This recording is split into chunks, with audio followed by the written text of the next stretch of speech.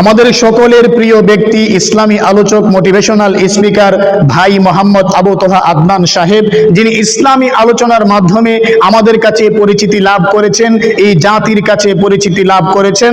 আলহামদুলিল্লাহ, আমি হৃদয় থেকে আবু তোহা আদনান সাহেবকে ভালোবাসি। আমার মতো লক্ষ লক্ষ যুবক আবু তোহা মোহাম্মদ আদনান সাহেবকে ভালোবাসে। বিশেষ করে আমার মহল্লার অনেক যুবক আছে যারা আবু তোহা মোহাম্মদ আদনান সাহেবকে হৃদয় থেকে ভালোবাসে, মহাব্বত করে। ইদানিং আপনারা সকলেই জানেন, অবগত আছেন, আবু তোহা আদনান সাহেবের দ্বিতীয় স্ত্রী সাবিকুন নাহার সারা, যিনি আবু তোহা আদনান সাহেবের উপরে মিথ্যা পরকীয়ার অভিযোগ তুলেছেন, মিথ্যা অপবাদ দিয়েছেন। আবু তোহা আদনান সাহেব নাকি পরকীয়া প্রেমে আসক্ত। আবু তোহা আদনান সাহেব সম্পূর্ণ নির্দোষ। আমি আপনাদের সামনে আজকে একটা তথ্য উপস্থাপন করব। এই তথ্যের মাধ্যমে বুঝতে পারবেন আবু তোহা আদনান সাহেবের উপরে মিথ্যা অপবাদ দেওয়া হয়েছে। আবু তোহা আদনান সাহেবের উপরে ওনার স্ত্রী সাবিকুন নাহার সারা পরকীয়ার যে অপবাদ দিয়েছেন, এটা সম্পূর্ণ মিথ্যা, সম্পূর্ণ বানোয়াট। এই বিষয়ে আমি আপনাদের সামনে একটা তথ্য উপস্থাপন করব।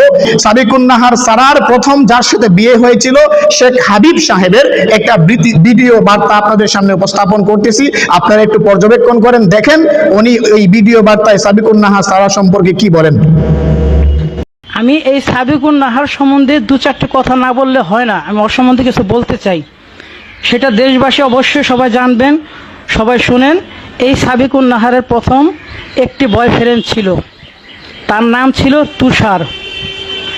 আমি তো জানতাম না, আমি সিঙ্গাপুর থেকে আসার পরে সাবিকুন নাহারকে বিয়ে করি এবং 7টা বছর সে আমার সাথে কাটায়, প্রায় 7 থেকে 7 বছর।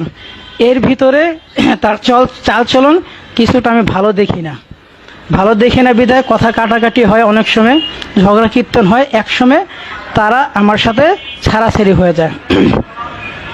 আমার সাথে ছাড়াছাড়ি হওয়ার পরে আমি যে জিনিসটা সন্দেহ করতাম, কিছুদিন পরে মোহাম্মদ সিরাজ নামে চিটাগাংয়ের একটি ছেলেকে বিয়ে করে।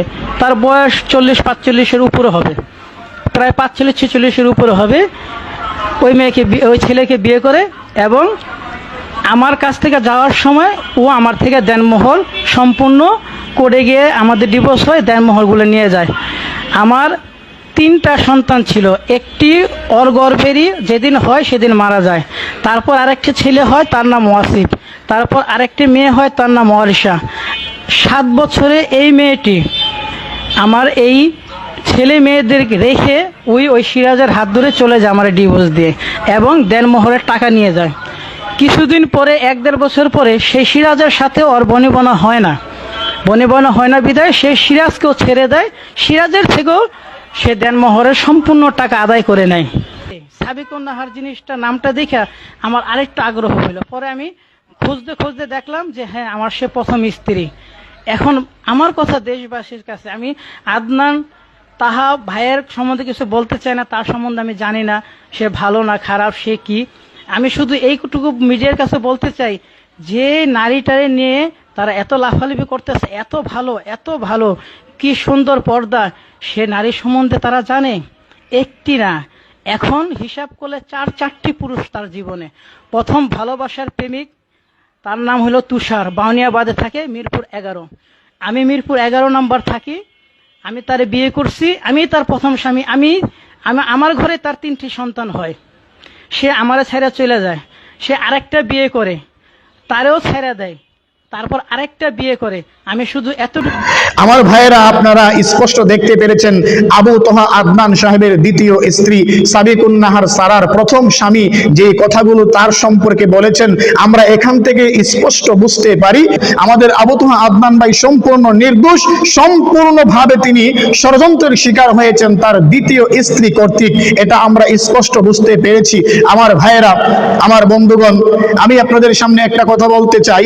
নারী হচ্ছে পুরুষের জন্য সবচাইতে বড় ভয়ানক ফিতনা। সবচাইতে বড় ভয়ানক ফিতনা হচ্ছে নারী। নারীদের থেকে যত দূরে থাকা যাবে ততই আমরা নিরাপদ থাকবো, সুস্থ থাকবো, সম্মানের সাথে থাকতে পারবো। পৃথিবীর ইতিহাসে সর্বপ্রথম হত্যার মতো জঘন্য অপরাধ সংঘটিত হয়েছিল শুধুমাত্র এই নারীর কারণে। নারীর কারণে বনি ইসরাইলের মধ্যে সর্বপ্রথম ফিতনা তৈরি হয়েছিল। আল্লাহ রাসূল সাল্লাল্লাহু আলাইহি ওয়াসাল্লাম তিনি আমাদেরকে সতর্ক করেছেন, ফাত্তাকুদ দুনিয়া ওয়াত্তাকুন নিসা ফাইন্না আউওয়ালা ফিতনাতা বনি ইসরাইলা কানাত ফিন নিসা। তোমরা দুনিয়াকে ভয় করো, আল্লাহকে ভয় করো, আর নারী থেকে দূরে থাকো। ওই নারীদের ষড়যন্ত্র যদি পড়ে যাও তাহলে তোমাদের জীবন যৌবন সবকিছু ধ্বংস হয়ে যাবে, নষ্ট হয়ে যাবে। আমার ভাইয়েরা, নারী হচ্ছে পুরুষের জন্য সবচাইতে বড় ষড়যন্ত্র এবং সবচেয়ে বড় ভয়ঙ্কর এক ফিতনার নাম হচ্ছে নারী। হযরতে লুকমান হাকিম আলাইহিস সালাতু ওয়াস সালাম তিনি তার ছেলেকে বলেছিলেন, ইয়া বুনাইয়া ইমশি ওয়ারা আল আসাদি লা তামশি ওয়ারা আল মারআ। হে আমার ছেলে, তুমি সিংহের পিছনে হাঁটো, তোমাকে আমি বাধা দেব না, কিন্তু একটা নারীর পিছনে হাঁটবা না। যদি নারীর পিছনে হাঁটো তাহলে তোমার জীবন ধ্বংস হয়ে যাবে। ওই সিংহ থেকে একটা নারী তোমার জীবনের জন্য, তোমার চরিত্রের জন্য সবচেয়ে বড় ভয়ানক। নারী হচ্ছে আমাদের জন্য সবচেয়ে বড় ভয়ানক ফিতনা। আল্লাহ তাআলা আমাদের সবাইকে এই নারী নামক ফিতনা থেকে হেফাজত করুক, বলি আমিন। আমার ভাইয়েরা, আরেকটা কথা বলতেই হচ্ছে, আমরা ইদানিং আবু তোহা আদনান সাহেবের এই বিষয়টাকে কেন্দ্র করে অনেকেই বলতেছি তিনি আলেম না, তিনি আমাদের দলভুক্ত না। একথা বলে বলে আমরা নিজেদের থেকে দায়মুক্ত করতে চাচ্ছি, আমাদের উপর থেকে দায়িত্ব সরাতে চাচ্ছি। না না, উনি আলেম না একথা বললেই শুধু আমাদের থেকে দায়িত্ব সরে যাচ্ছে না, আমরা দায়মুক্ত হচ্ছি না, বরং আমাদের এখন কর্তব্য দায়িত্ব হচ্ছে আমরা সম্মিলিতভাবে আবু তোহা আদনান সাহেবের পাশে দাঁড়াবো। তার বিপদে আমরা তাকে সাহায্যের হাত বাড়িয়ে দেব, তাকে সুপরামর্শ দেব কিভাবে সে এই বিপদ থেকে উদ্ধার হয়ে আসতে পারে।